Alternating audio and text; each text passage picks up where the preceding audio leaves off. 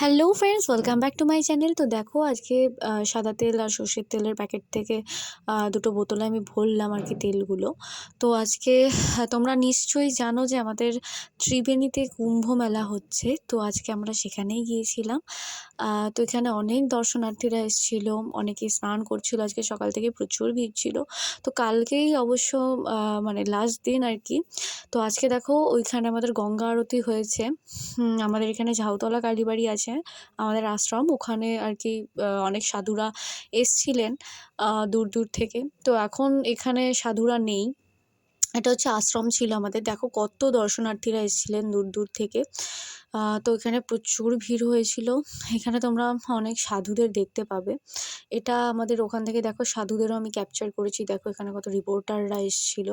তো এখানে মেলা ঠেলা অনেক কিছুই বসেছিল, প্রচুর ভিড় হয়েছিল। তোমরা অবশ্যই যদি এসে থাকো তো খুব ভালো। তো এইটুকুই ছিল আমার ভিডিও। টাটা।